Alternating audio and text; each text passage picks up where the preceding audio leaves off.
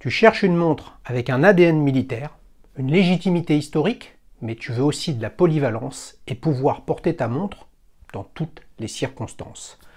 La Auricos Type 26 aéronavale est peut-être fait pour toi. Je l'ai portée pendant quelques semaines avant son lancement en précommande.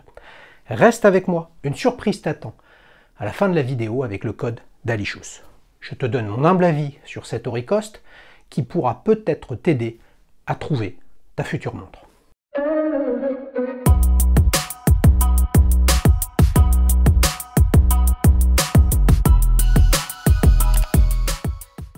À l'occasion de l'enregistrement de l'épisode de Start-Upper que vous pouvez revoir ici, la marque Auricos.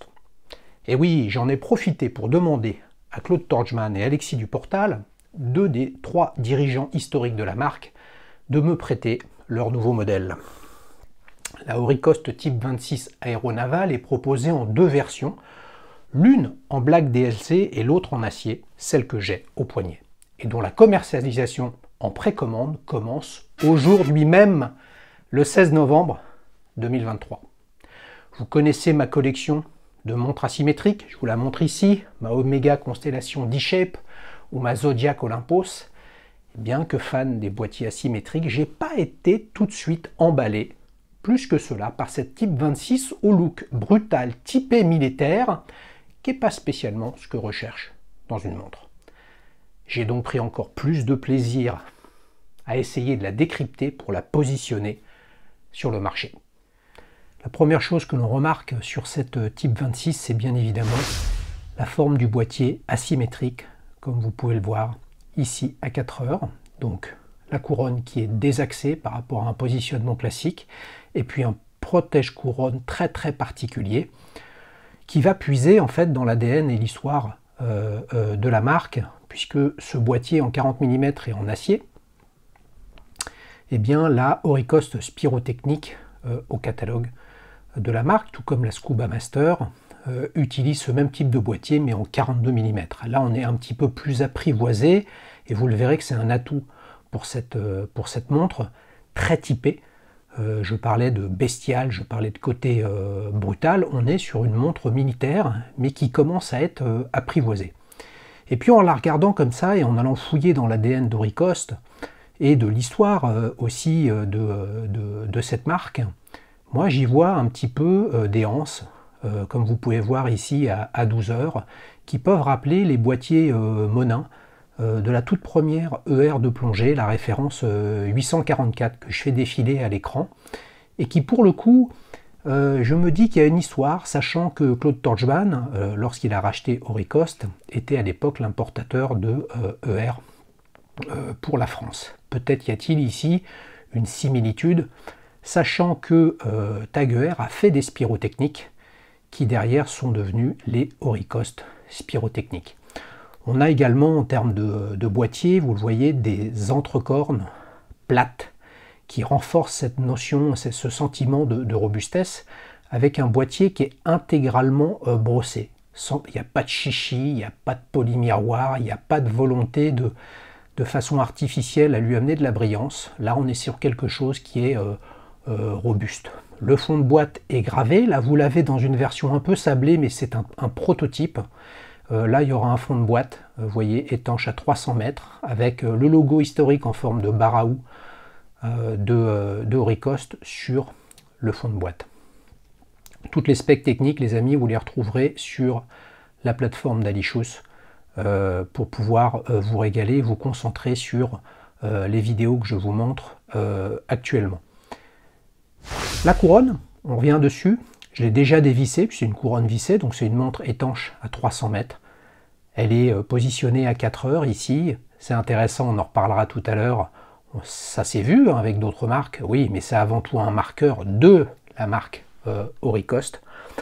Quelque chose qui est sympa, c'est une couronne vissée classique. Vous voyez l'aiguille des secondes qui tourne. Si je tire comme ça, et vous avez un stop seconde qui vous permet de régler l'heure tranquillement. On parlera un petit peu plus du mouvement tout à l'heure, parce que là, je veux me concentrer et je redémarre la montre en appuyant dessus. Voilà, le stop seconde, c'est bon. Le cadran, on est sur un cadran noir mat, extrêmement épuré. Vous avez des index qu'on retrouve sur les instruments de bord. dans les avions, et Auricost était et en parallèle avec la marine et également avec l'aviation civile, fournissait des horloges de bord à la célèbre Caravelle, le premier avion à réaction civile français. Donc il y a clairement une inspiration de cette aviation civile pour Auricost, et vous pouvez le voir avec l'index à 12 heures, au lieu d'avoir un 12, vous avez un 0, de façon similaire avec la lunette que vous avez juste là. Et là, on est vraiment dans une logique un petit peu d'altimètre, même si la montre elle-même, quand vous regardez le cadran, et vous vous posez la question, y a-t-il des montres bracelets de ce type qui existent sur le marché? Vous avez un cadran, on va dire type Fliegeruhr, où beaucoup de marques en ont fabriqué, avec des petites subtilités, notamment sur le 4. Parfois vous avez un 4 ouvert, attendez, je vais vous le montrer. Hop, comme ceci. Voilà, vous avez un 4 ouvert, là vous avez un 4 complètement fermé, parfois c'est un flat 4. Il y a beaucoup de littérature sur le sujet, mais ce n'est pas notre propos aujourd'hui.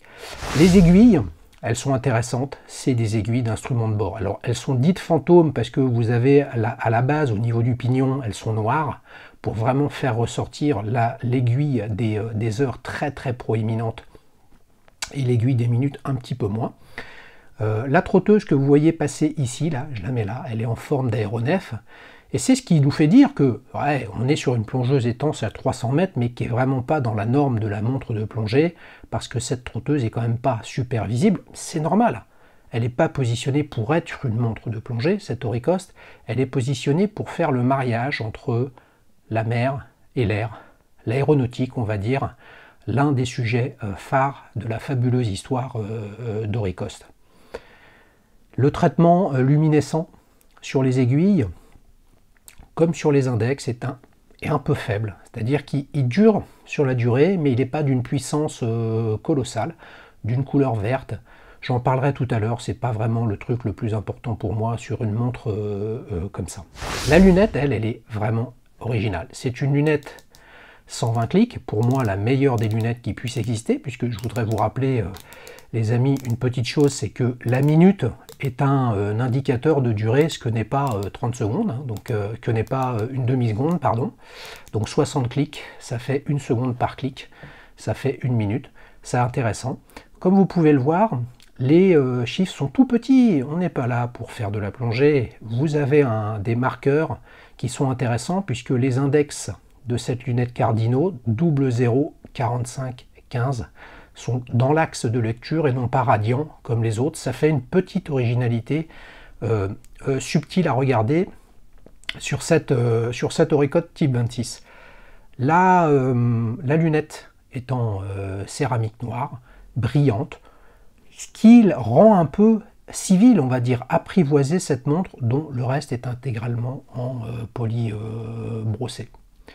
Elle est unidirectionnelle, j'en ai parlé, parce qu'elle est étanche à 300 mètres, et donc pour le coup, vous pouvez, si vous avez envie, l'utiliser pour faire de l'apnée ou de la plongée, et faire tout ce que vous voulez faire comme activité nautique. Alors le mouvement, on ne le voit pas, hein, il est caché à l'intérieur. Vous voyez, on est sur une montre qui est d'une épaisseur très classique pour ce type de produit. À l'intérieur, on a un mouvement Sellita SW200, qui est annoncé par le fabricant avec au moins 38 heures de réserve de marche. Allez, on va dire entre 38 et 40.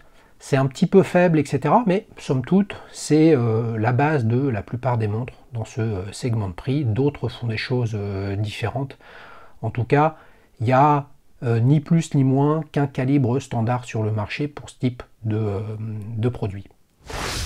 Elle est équipée, comme vous le voyez, d'un bracelet tropique et d'une boucle Ardillon extrêmement simple, trop simpliste, franchement. À ce prix-là, avoir un bracelet tropique et une boucle Ardillon de stock, je trouve ça que c'est un petit peu dommage.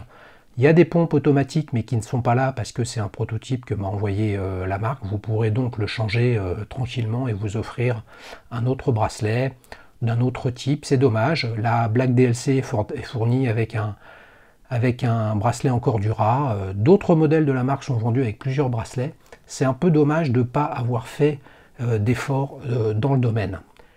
La Auricos Type 26 aéronaval en acier est vendue en précommande sur le site internet de la marque au prix de 1 650 € sur bracelet Tropique Noir, soit le même prix que la Black DLC lancée en 2019. J'ai une surprise pour vous les amis et à tous les membres de la communauté. Je vous offre la casquette d'Alishus, la fameuse pour tout achat d'une Auricos Type 26 ou une autre montre vendue sur le site de la marque. Comment ça marche? C'est super simple. Rendez-vous sur www.auricos.com, choisissez la Auricos de votre choix et vous saisissez le code promo d'Alishus. Vous recevrez votre casquette d'Alishus dans un second temps après réception de la montre. Tardez pas, l'offre promotionnelle ne dure que jusqu'au 15 décembre 2023. Dans cette gamme de prix, on retrouve notamment d'autres modèles de marques concurrentes aussi légitimes dans la transposition d'instruments de bord au poignet. Je pense à la Stova Flieger, ici, classique en 40 mm, vendue 1 250 €.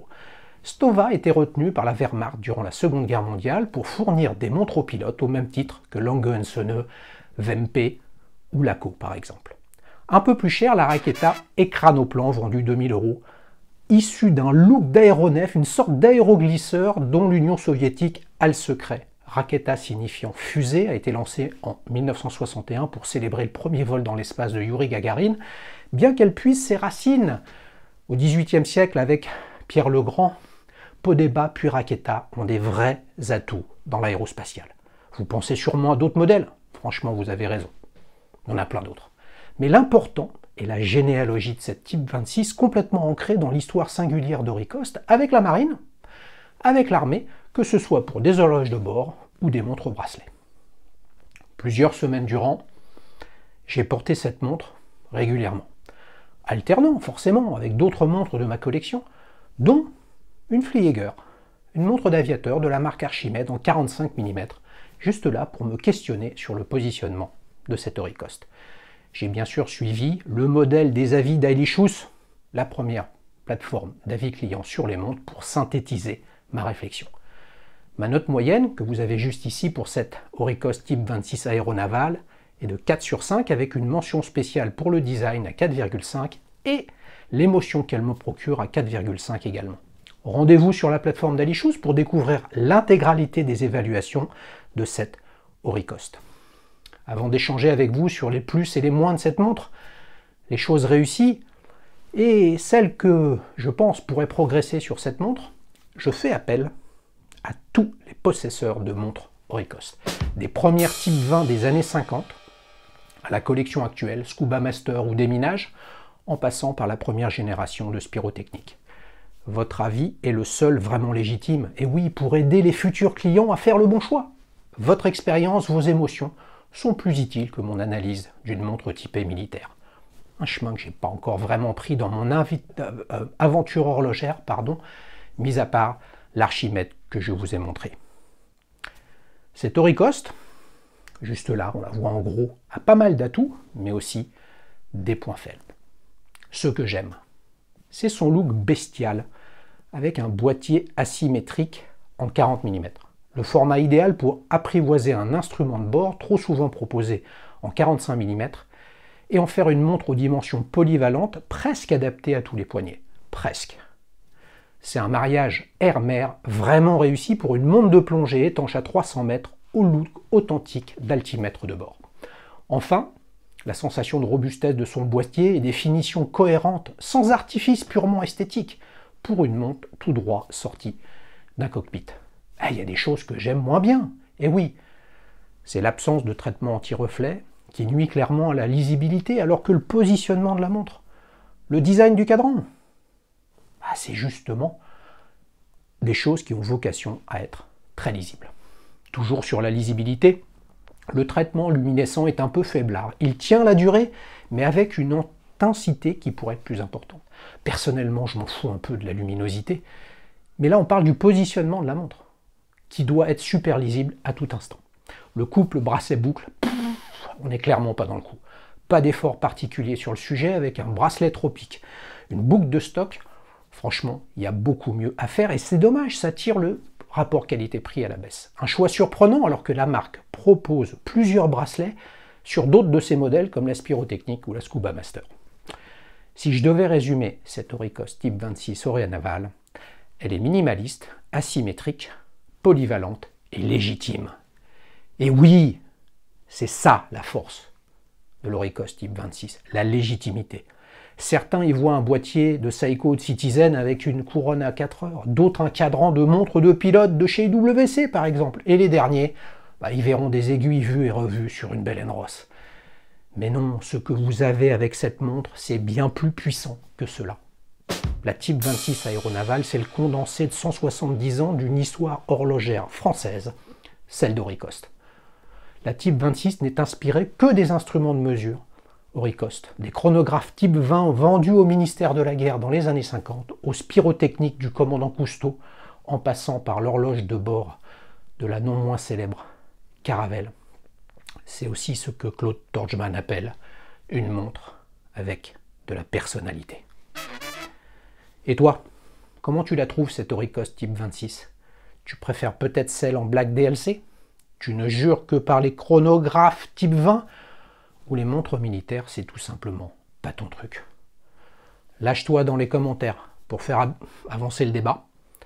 Et n'oublie pas de t'abonner à la chaîne en activant la cloche pour ne rien rater des prochains épisodes.